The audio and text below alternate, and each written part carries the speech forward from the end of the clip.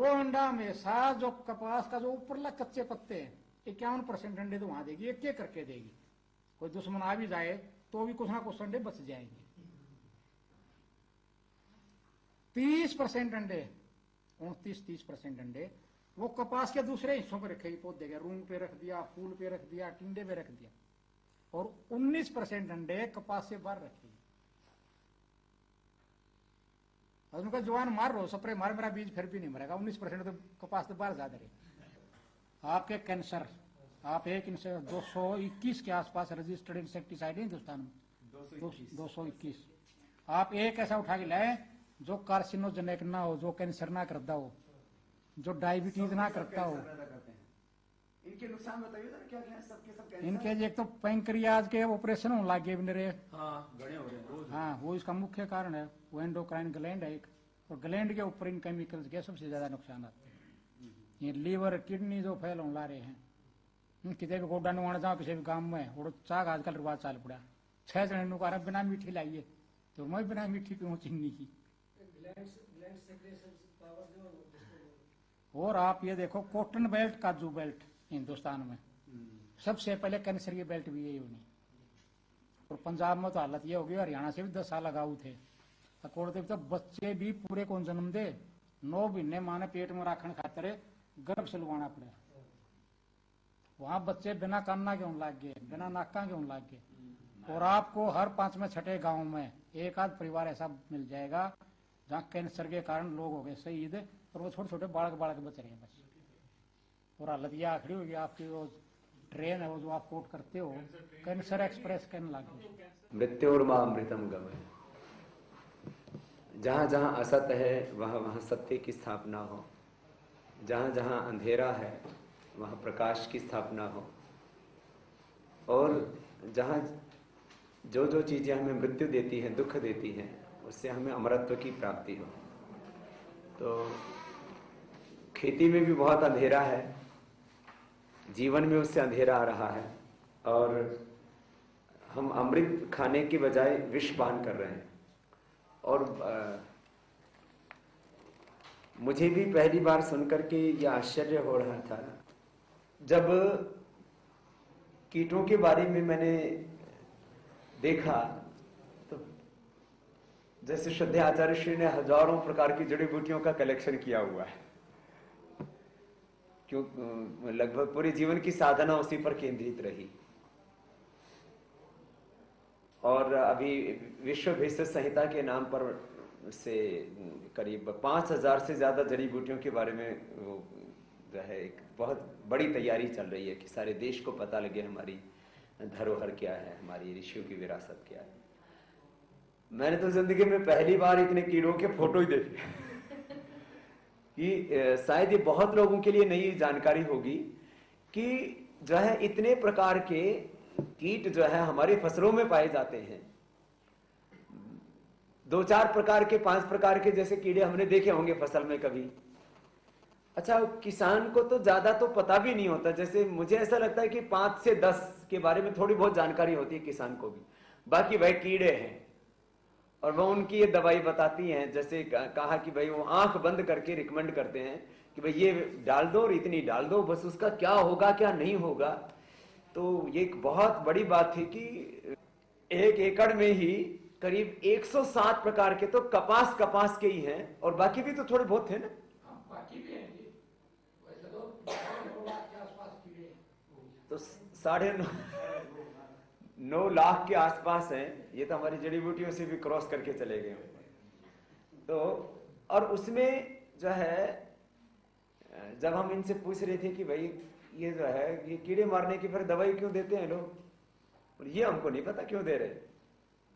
और उससे लोग भी सोच रहे कि कीड़े हो गए, और मतलब डॉक्टर भी कह रहे हैं कीड़े हो गए, ये दवाई है। तो ये तो ऐसा ही अज्ञान है। जैसे आपने सुना होगा बहुत पहले लोग बोलते थे दांत में कीड़े हो गए, और वो कीड़े मारने वाले भी घूमते रहते थे। वो पता नहीं कोई केमिकल देते थे और यूं कहते थे कोई कीड़े निकल गए। ना कीड़े थे, ना मरे और ना निकले। कीड़े हमने मान भी लिए और मारने वालों ने मार भी दिए और दिखा भी दिए, और हमने स्वीकार भी कर लिया था। तो बाद में बताया डॉक्टर से ने, भाई जो है दांत में कोई कीड़ा नहीं होता है, वो तो खाली कैल्शियम सड़ जाता है। और आप किसी से भी पूछो, जिस किसी को भी बोलोगे वो कहेगा दांत में कीड़े हो गए। अब वो दांत में कीड़े है ही नहीं भाई, दांत में कीड़ा हो ही नहीं सकता। अब वो जो है अंदर की जो कैविटी है वो खत्म होगी, उसमें कैल्शियम कमजोर पड़ गया अंदर का, और वो गड़बड़ हो। अब ये तो था मतलब एक ऐसा अज्ञान कि जहां कुछ था ही नहीं, यहां कीड़े हैं ये बात सत्य है, लेकिन उनको मारने की दवाई है ये झूठ है। फिर दवाई है भी तो मारती भी है तो जरूरी नहीं है, और मारती है तो वो कीड़े के लिए मारने के लिए तो उसकी जरूरत है, वो इंसान को मारने के लिए है। अच्छा, ये जो जैसे हमने बार बार कहा, क्योंकि मुझे इतना रुचिकर लगा वो विषय कि भाई जितने फसल को खाने वाले कीड़े हैं उससे 2 गुणे लगभग जो है उन कीड़ों को खाने वाले, 3 गुणे। जितने कहते हैं कि ये फसलों को खाते हैं, पत्तों को खाते हैं, अनाज को खाते हैं, जिस चीज को भी खाते हैं, जितने कीड़े उससे 3 गुना उन कीड़ों को खाने वाले कीड़े। वह प्रकृति ने जो उसका जो पहले से इलाज दे रखा है, तो आदमी को जो है वो धैर्य नहीं रहता, वो सोचता है कि भाई ये 2-3 दिन में तो आदमियों कहता है, जो वो ऐसे सोचता है कि भाई ये कीड़े तो गड़बड़ कर देंगे, लेकिन यदि कीड़े जब होंगे ही नहीं तो उनको मारने वाले क्यों आएंगे वहां।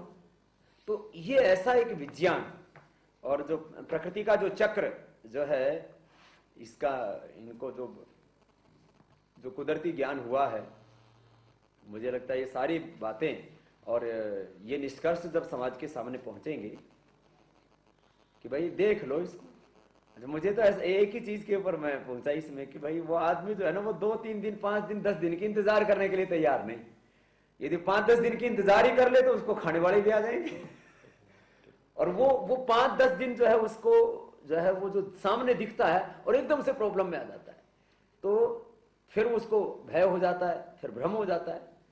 तो प्रॉब्लम, भय और भ्रम से बाहर निकाल करके ज्ञान से ही समाधान है भाई, इसको थोड़ा देख लो।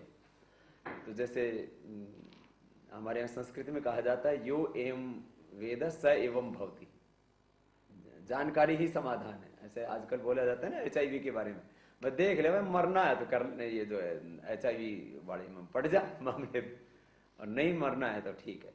तो ये सारी चीजें, चाहे कीड़ों के बारे में हमारे सामने बातें आ रही हैं। अब दूसरा भी पक्ष है कि हम यदि कीड़े पहले तो कोशिश ये की जाए कि भाई लोगों को बोलो भाई थोड़ा धीरज रखो, और भाई धीरज नहीं भी है कोई कहा जी बिल्कुल जी मैं तो मर जाऊंगा कीड़े रहे तो अब वो भी दूसरा पक्ष है। उसको हमें कितने ये तो निष्कर्ष में हम निकालेंगे कि क्या वास्तव में हमको जो है ऐसे मॉडल पर बात करनी चाहिए कि भाई कीटनाशकों की जरूरत ही नहीं है। तो या फिर हम ऐसा कर सकते हैं कि भाई देखो तुम्हारे अंदर धैर्य हो तो थोड़ा बिना कीटनाशक के काम चला लो, और धैर्य नहीं है तो ऐसा कर लो कि जो है कीटनाशक मत डालो जहर वाला, थोड़े ये प्राकृतिक वाला डाल लो। तो हम ऐसे 2 विकल्प भी दे सकते हैं कि भाई ये तो इंसेक्टिसाइड्स और पेस्टिसाइड्स के नाम पर डालो ही मत। और जो श्रद्धेय आचार्य श्री उस दौरान नहीं आ सके थे कि खेत के लिए पेड़ों की कितनी जरूरत है, और वह भी एक बहुत बड़ा प्रश्न है। पहले खेतों में पेड़ बहुत हुआ करते थे, और अब जो है वो पूरी तरह से ने वो उस संस्कृति को भुला सा दिया है। और जैसे बार बार आप सभी ने इस बात को कहा है कि खेती के लिए खेत का वातावरण सही होना बहुत जरूरी है। उसको हमने उसके प्रति जो पूज्य भाव रखा है उस दृष्टि से भी, और वह उस अपने इन्वायरमेंट का, खास करके जो वहाँ का तापमान है उसका धरती के लिए, उपज के लिए, और वैसे इंसान के लिए भी अच्छा ही है। जब सारी प्रकृति का वातावरण अच्छा रहेगा तब ये ग्लोबल वार्मिंग वाला चक्कर अपने पास तो आएगा ही नहीं। तो पेड़ों वाली जो आपने बात कही, उसके ऊपर जो पंछियों वाली बात कही, और ये बातें, इसमें तो सर्व सहमति है। खाद के 2 मॉडल हो सकते हैं हमारे पास में, गोबर वाला हो चाहे वो बायो कंपोस्ट हो, जो बातें हमने की हैं उसमें भी तो ये विविधता जो है इस ज्ञान के अंदर, और लंबे समय से जो आप लोग काम कर रहे हैं ये प्रामाणिकता के साथ, ये बहुत बड़ी बात है। और आज भी श्रद्धेय आचार्य श्री भी यहाँ पर हैं, और हमारा उद्देश्य यही है कि हम खेती के कुछ जो है आदर्श, उसकी जो परंपराएं हैं उनका व्यवहारिक यहाँ पर प्रशिक्षण का काम आगे चले और कम से कम जैसे मैंने प्रारंभ में कहा था 2, 3, 5 मॉडल्स के ऊपर हम काम करें, खाद, कीटनाशक और बीज। अब ये कीटनाशक शब्द बोलने में मुझे इसलिए प्रॉब्लम हो रही है क्योंकि जैसे जैसे जानकारी बढ़ रही है ऐसे लग रहा है कि वास्तव में कीटनाशक के ऊपर दोबारा से पूरे संसार को सोचने की जरूरत है।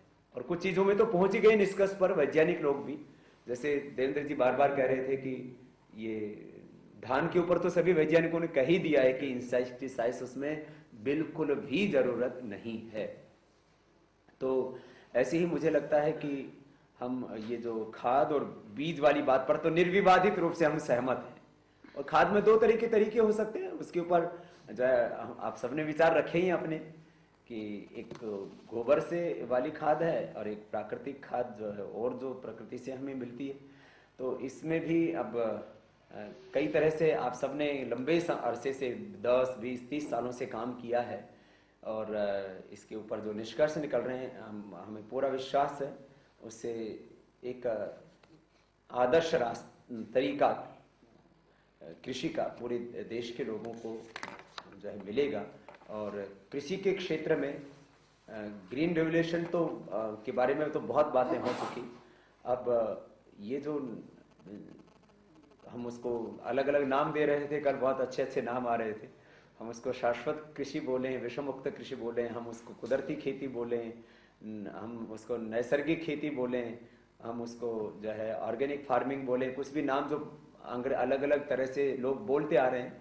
तो हम इसके ऊपर भी हम जो है किसी जो भी निष्कर्ष वो ये है कि ये जो कुदरती खेती है इसके ऊपर हम एक निष्कर्ष पर जरूर पहुंच रहे हैं और पहुंच जाएंगे। और एक बहुत अच्छा मॉडल यहाँ पतंजलि योगपीठ में हम बना करके जो सारी टेक्निक्स अलग अलग जगह पूरे हिंदुस्तान भर में प्रयोग की जा रही हैं, खाद बीज को लेकर के और कीटनाशक के तौर पर भी जो बातें हैं उसके ऊपर हम अपने द्वार बंद नहीं कर रहे हैं। या इस बात पर तो सभी सहमत हैं कि जो रासायनिक कीटनाशक हैं वो तो मनुष्य के लिए, पूरी मानवता के लिए उस बहुत बड़ा खतरा है। और नैसर्गिक कीटनाशकों पर भी जाया जाए कि नहीं, वह और उसमें कितना आगे जाया जाए वो एक प्रश्न हमारे सामने आके खड़ा हुआ है। और प्रामाणिकता के साथ में सभी ने जो कार्य किया है इसमें, चाहे सुभाष जी हैं, नारायण जी हैं, उनको तो जैसे हमने सुना उन्होंने कितना प्रामाणिकता के साथ काम किया है और उसके लिए कितनी साधना की है। और जो है हमारे रघुवंशी जी, बहन संगीता, उसमें लंबे समय से बीजों के ऊपर जो अभी जैसे जानकारी हमें मिली, और जो यंगस्टर्स की कल बात की पूर्वी ने, वो भी बहुत महत्वपूर्ण है कि जो है हमें खेती को एक सम्मान देना पड़ेगा और जब तक उसको डिग्निटी नहीं मिलेगी जो है तब तक हम, और जो है वो पोटेंशियल नहीं होगा जब तक वो सिस्टम जो है सिंपल और सस्टेनेबल नहीं होगा, तब तक हम उसको दूसरों को समझाने में शायद पूरी तरह से सफल नहीं होंगे। और एक बड़े तबके को हमें जोड़ना है उसके साथ, और ज़रूरत की हमारी सारी चीज़ अपने खेत से हम पैदा कर सके, माने औषधि तक, माने साग सब्जियों फलों से लेकर के औषधि तक भी हम अपने खेतों में क्यों ना पैदा कर सके अपनी जरूरत के ऐसे, क्योंकि जो ऐसे प्राकृतिक वातावरण में रहेगा उसको बड़ी बीमारी तो होने वाली है नहीं। जो आप लोग कर रहे हैं वो भी महसूस कर रहे हैं, जैसे नारायण जी बोलो मैं और मेरी पत्नी तो कभी बीमार होने का मतलब ही नहीं, आप लोग भी जो कर रहे हैं, पूर्वी ने भी बोला कि मैं तो खेती करके स्वस्थ हो गई और अच्छा है, हार्मोनल इम्बैलेंस मेरा और ठीक हो गया। और जितने भी लोग बैठे यहाँ मैं देख रहा हूँ उनका स्वास्थ्य भी बहुत अच्छा है खुद का भी। लेकिन जो सामान्य जो प्रॉब्लम्स है उनके लिए अपने घर में आंवला, एलोवेरा जैसे तुलसी आदि हम अपने जो है घर के अंदर एक औषधि उद्यान लगा सकते हैं। महर्षि दयानंद ने कहा कि व्याकरण का और आयुर्वेद शास्त्र का ये सामान्य ज्ञान सबको होना चाहिए। बेसिक जो प्राइमरी नॉलेज है हेल्थ का वो सबको हो, इसके लिए एक जागृति होनी चाहिए पूरे समाज के अंदर। नहीं तो अब मैंने इस बार का जब डेटा देखा वर्ल्ड बैंक का और WHO का, तो जो ऑफिशियल डेटा है वो है 7 लाख करोड़ रुपए से ज्यादा का खर्चा हो रहा है दवाइयों के ऊपर। और वो दवाइयां खा कितने पाते हैं। तो जितने लोग दवाइयां खा रहे हैं, ये तो ऑफिशियल डेटा है, जो नंबर 2 में इलाज कराते हैं, डॉक्टर नंबर 2 में फीस लेते हैं, उसका तो डेटा मिल ही नहीं पाता है। तो एवरेज 10 लाख करोड़ रुपए से ज्यादा दवाइयों में खर्च हो रहा है हमारे हिंदुस्तान का। तो ये जो कुचक्र है पूरा का पूरा, माने इधर से फर्टिलाइजर्स, पेस्टिसाइड्स, इंसेक्टिसाइड्स, और उनसे फिर बीमारियां, और इनसे फिर जो जीवन की हानि, फिर इससे धन की हानि, इसका कुल मूल्यांकन करो।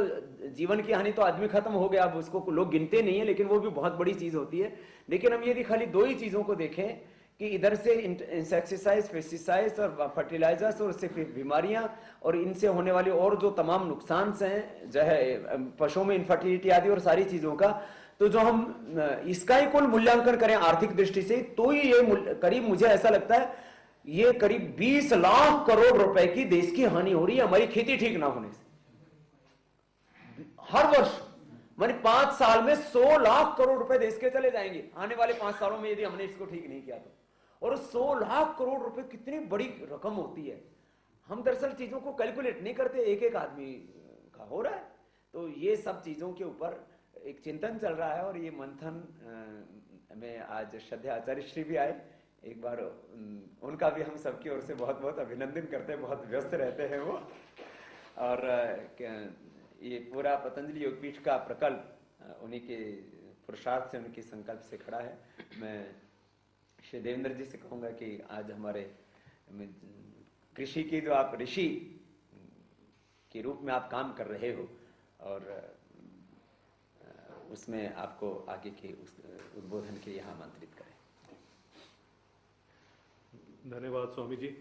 आपने कल का जो सारा समराइज किया, मुझे लगता है कि वो कल का जो सत्र था वो इतना उपयोगी रहा है हम सब के लिए कि हम लोग रुक नहीं पाए, और हम शाम को जाकर फिर हमने एक छोटी सी एक बैठक की, और उस बैठक में हम लोगों ने ये 2-3 बातें तय की कि इतना आप उत्साह देखिए। पहली बात तो इससे ये नजर आता है कि पूरा दिन बैठने के बाद फिर भी एक बैठक हुई जिसमें ये तय किया गया कि ये प्रेजेंटेशंस के बाद अगला स्टेप क्या होना चाहिए, और आपसे मिलकर उसके बारे में बात भी होगी कि किस तरीके से इसको देश में लेके जाना है, ये भी व्यवहारिक स्वरूप जी।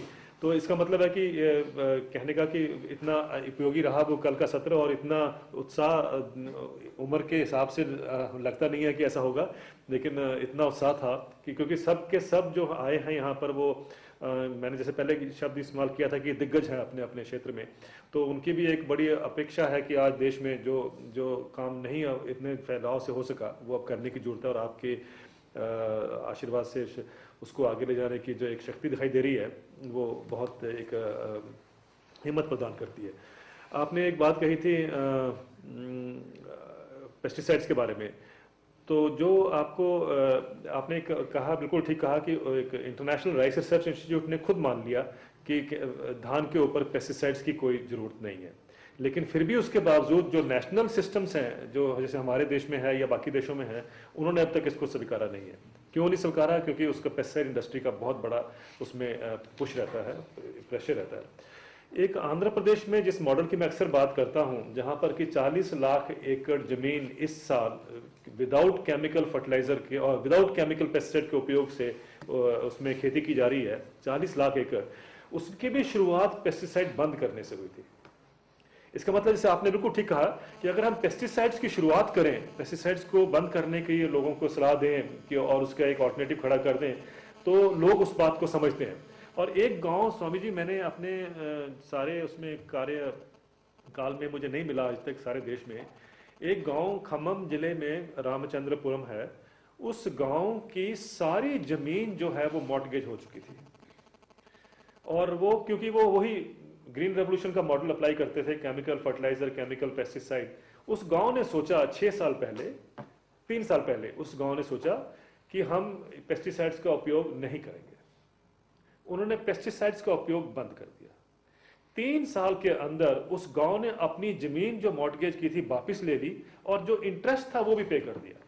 इसका मतलब है सिर्फ केमिकल पेस्टिसाइड बंद करने से गांव की कितनी खुशहाली हो सकती है, कितना उसमें जो हम लोग स्वावलंबन की बात करते हैं, वो कितना सिर्फ एक पेस्टिसाइड्स का उपयोग बंद करने से। 50 साल पहले हमारे पुरखे कोई इंसेक्टिसाइड यूज नहीं करते थे, और तब तो कहीं नहीं कीड़े खा रहे थे फसलों। जी, बल्कि मुझे लगा कि ये जो कल सुरेंद्र दलाल जी ने बताया कीट पाठशाला जो इनकी है, ये अगर वहां हम ले जाएं, ये भी बहुत जरूरी था। एक दूसरे को शेयर करना, इंफॉर्मेशन, नॉलेज को बहुत जरूरी है।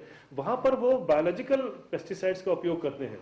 हाँ जी, वो जिस तरीके से और कीड़े मारे जाते हैं, नीम का उपयोग किया या बाकी जो चीजों का उपयोग किया, मुझे लगता है कि अब एक कदम और भी आगे चलना चाहिए, जो आपको, बल्कि मैं उनको बताऊंगा कि ये भी एक नया एक वो है, इसको भी आप अप्लाई करके देखिए। और वहाँ के लोग क्योंकि बहुत अलर्ट हैं और बड़े सेंसिटिव हैं, तो मुझे लगता है कि वहाँ की महिलाएं तो इस बात को पहले उठाएंगी। और ये एक अपने आप में एक, क्योंकि वहाँ तो हो गया, उनको समझ आ गई है कि केमिकल पेस्टिसाइड। और मजे की बात देखिए, वहाँ पर मंत्री लोग गए हैं लेकिन एग्रीकल्चर साइंटिस्ट जाने को तैयार नहीं।